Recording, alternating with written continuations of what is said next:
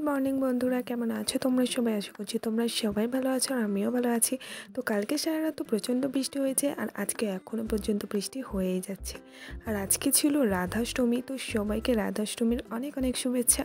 তো মা যেহেতু রাধাষ্টমী করেছে, আমি তো করিনি, সে কারণে মায়ের সাথে আমি এখানে পুজো দিতে যাওয়ার জন্য রেডি হয়ে গেছি আর বেরিয়েও পড়েছি।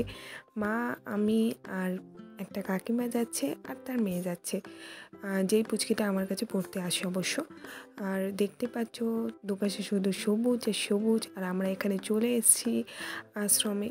তো এটা আমাদের বাড়ির খুব কাছে একটা আশ্রম, তো সেখানেই পূজা হয়, সব পূজায়। তো সেখানেই দেখতেই পাচ্ছ কত ভিড় হয়েছে, আর এখানে চণ্ডী পাঠ করাচ্ছিল।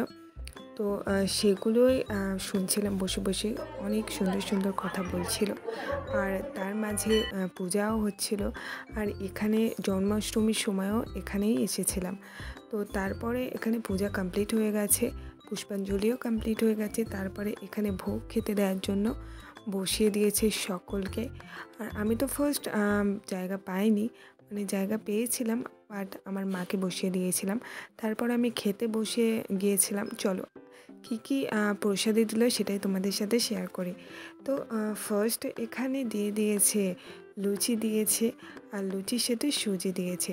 আর এই তরকারিটা না অনেকটা সুন্দর ছিল, মানে ঝাল না হোক বাট টেস্টি ছিল। তারপরে দিয়ে দিয়েছে চাটনি, আর দিয়েছিল বোঁদে আর টক দইয়ের কিছু একটা হবে, জানি না ওটাকে কী বলে।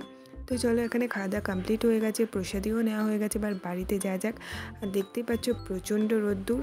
তো চলো আজকের মতো বাই বাই। ভিডিওটা কেমন লাগলো কমেন্টে নিশ্চয়ই বলো, আর যদি ভালো লাগে প্লিজ একটা লাইক করে দিও, আর চ্যানেলটাকে সাবস্ক্রাইব করে দিও।